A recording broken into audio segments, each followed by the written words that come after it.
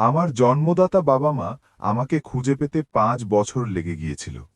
আমি এই দুনিয়ায় আসার 5 বছর পর তারা আমাকে খুঁজে পায়। তখন আমি রাস্তার পাশের এক দোকানে খাচ্ছিলাম। আমার পালক বাবা পাশে দাঁড়িয়ে ভ্রু কুঁচকেছিল, আর আমার আসল বাবা মা আমার মুখ দেখেই কান্নায় ভেঙে পড়ল। আমি দেখতে প্রায় 80% তার মতোই ছিলাম। তাদের পিছনে দাঁড়িয়েছিল গুয়াংমিং, সেই লোকটা যে আমার পরিচয় চুরি করে পরিবারের উত্তরাধিকারী হয়ে বসেছিল। সে আমাকে একরকম তাচ্ছিল্য আর উস্কানিমূলক দৃষ্টিতে দেখছিল। আমার বাবা মা আমার হাত ধরে বলল, বাবা, আমার সোনা, এত বছর তুমি কত কষ্ট পেয়েছ। বাড়ি চলো, মায়ের সাথে বাড়ি চলো। আমি উঠে দাঁড়ালাম আর পিছনে থাকা লোকদের ইশারা করে দূরে থাকতে বললাম। তারা জানতো না যে ওই খাবারের দোকানে থাকা প্রতিটা মানুষই আসলে আমার বডিগার্ড ছিল।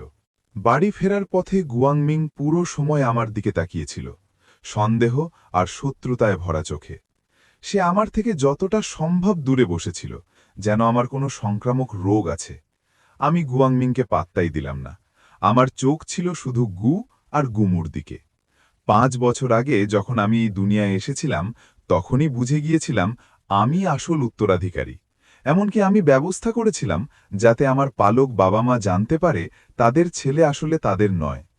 তবুও আমাকে খুঁজে পেতে তাদের 5 বছর লেগে গেল।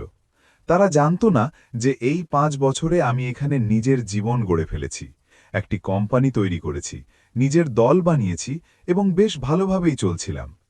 বাড়িতে পৌঁছানোর সাথে সাথেই গু ঠন্ডা হিসাবি চোখে আমার দিকে তাকিয়ে বলল, গু পরিবারের নিয়ম আছে, আজ থেকে তুমি সার্ভেন্টদের কোয়ার্টারে থাকবে, একটু নম্রতা শিখতে।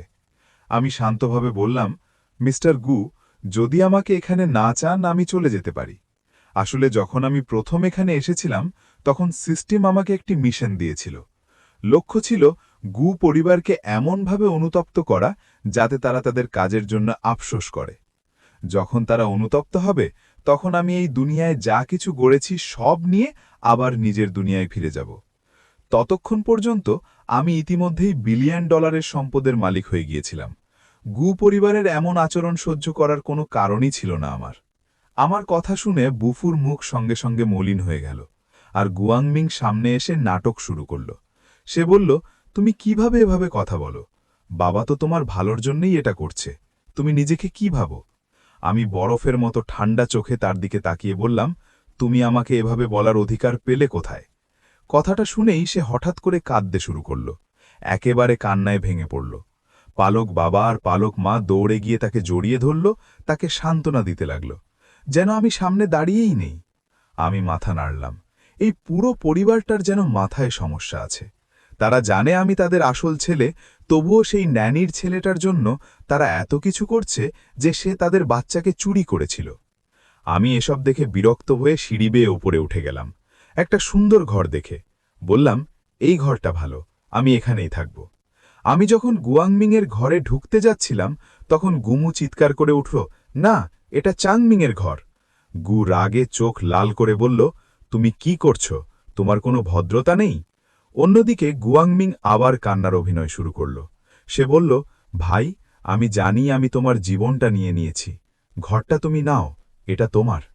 কিন্তু সে কথা বলতে বলতে বাবা মায়ের দিকে এমনভাবে তাকালো যেন সে খুবই নির্দোষ। তার সেই অভিনয়ে তারা আরও বেশি তার জন্য মায়া দেখাতে লাগল। আমি আর সেই নাটক দেখার জন্য দাঁড়াইনি। আমি ঘরে ঢুকে দরজা বন্ধ করে দিলাম এবং গুয়াংমিংয়ের সব জিনিসপত্র বাইরে ফেলে দিলাম। বাইরে গু চিৎকার করছিল, কিন্তু আমি হেডফোন কানে লাগিয়ে আমার সেক্রেটারিকে ফোন করলাম। আমি বললাম, গু পরিবারের কোম্পানি তো ইতিমধ্যেই দুর্বল, আমার পরিকল্পনা অনুযায়ী কাজ শুরু করো। সেক্রেটারি বলল, বস, আপনি সত্যিই তাদের ধ্বংস করতে যাচ্ছেন? আমি বললাম, শুরুতে আমি ভেবেছিলাম এই পরিবারটা কেমন সেটা দেখেনি, কিন্তু তারা পরিষ্কার করে দিয়েছে যে তারা আমাকে চায় না, কাজ শুরু করো। আমি ফোন রাখতেই দরজায় জোরে ধাক্কা পড়ল। গু আর গুমু ধৈর্য হারিয়ে ফেলেছে বুঝতে পারছিলাম। দরজা লাথি মেরে খুলে গু ঘরে ঢুকে পড়ল। সে ঠান্ডা চোখে বলল, তুমি সীমা ছাড়িয়ে গেছো, এটা চাংমিংয়ের ঘর। আমি শান্তভাবে বললাম, সে তো নিজেই বলেছে আমি থাকতে পারি। গুয়াংমিং তখনও কান্নার অভিনয় করছিল। সে বলল, কোনো সমস্যা নেই, আমি ভাইকে ঘরটা দিয়ে দিচ্ছি, আমি সার্ভেন্টদের কোয়ার্টারে ঘুমাবো। এই কথা শুনেই পালক বাবা আমার দিকে ঝাঁপিয়ে পড়ল এবং ঘুষি মারতে গেল। আমি তার হাত ধরে ফেললাম। সে অবাক হয়ে গেল। সে চিৎকার করে বলল, আমি তোমার বাবা, হাত ছাড়ো। আমি তাকে ঠেলে সরিয়ে দিয়ে বললাম, দেখে তো মনে হচ্ছে আমি এখানে স্বাগত নই। গুমুও রেগে বলল, বাৎসন, তুমি কিভাবে এমন করতে পারো? চাংমিংও আমাদের ছেলে, তোমরা দুজন ভাই, তোমাদের একসাথে থাকা উচিত। তারপর সে বলল, চাংমিং এত বছর ধরে কোম্পানি চালাচ্ছে, তুমি ফিরে এলেই আমরা সব সম্পত্তি তোমার হাতে তুলে দেব না, সবই চাংমিংয়ের। আমি শান্তভাবে মাথা নাড়লাম। আমি আগেই এটা অনুমান করেছিলাম। গু বহু বছর ধরেই জানত চাংমিং তার আসল ছেলে নয়, তবুও তাকে খুব আদর করেছে এবং কোম্পানির বেশিরভাগ দায়িত্ব তার হাতে তুলে দিয়েছে। আমি শুধু একটা জিনিস বুঝতে পারছিলাম না, যদি তারা তাকে এত ভালোবাসে তাহলে আমাকে ফিরিয়ে আনলো কেন? আমি বললাম, যেহেতু আমাকে চান না আমি চলে যাচ্ছি। আসলে আমি এখানে আসতেই চাইনি, শুধু তাদের অনুরোধে এসেছিলাম। কিন্তু আমি বের হয়ে যেতে যাব এমন সময় গু আমার হাত ধরে বলল, তুমি যেতে পারো না। তার চোখে আতঙ্ক দেখা যাচ্ছিল। গুমু তাড়াতাড়ি বলল, আমরা তো তোমাকে তাড়াতে চাই না, কিন্তু এটা চাংমিংয়ের জায়গা, তুমি তার ঘরে থাকতে পারো না। আজ রাতে সার্ভেন্টদের কোয়ার্টারে থাকো, কাল ব্যবস্থা করব। তাদের আচরণ দেখে বুঝতে পারছিলাম তারা কিছু লুকাচ্ছে। শেষ পর্যন্ত আমি থেকে গেলাম, তবে সার্ভেন্টদের ঘরে নয়। তারা বাধ্য হয়ে চাংমিংয়ের মিউজিক রুম খালি করে আমাকে সেখানে থাকতে দিল। আমি ঘরটা দেখে হাসলাম। এত বড় একটা মিউজিক রুম ছিল তার, তবুও তারা আমাকে সার্ভেন্টদের ঘরে পাঠাতে চেয়েছিল।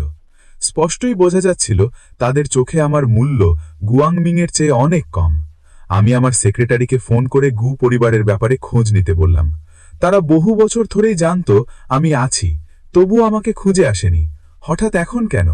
ফোন রাখার পর গুমু ঘরে এসে বলল, তুমি এত বছর কষ্টে ছিলে, তাই আমরা চাই তোমার পুরো শরীরের চেক আপ হোক। আমি বললাম, প্রয়োজন নেই, কিন্তু তারা বারবার জোর করতে লাগল। শেষ পর্যন্ত গু এসে কঠোর স্বরে বলল, আমি তোমার বাবা, আমি বলছি যেতে হবে। আমি বললাম, দুঃখিত, এখনো আপনাকে বাবা বলতে প্রস্তুত নই। সে খুব রেগে গিয়ে বডিগার্ডদের ডাকল। আমাকে জোর করে গাড়িতে তুলে হাসপাতালে নিয়ে যাওয়া হলো। সেখানে আমার রক্ত নেওয়া হলো, নানা পরীক্ষা করা হলো।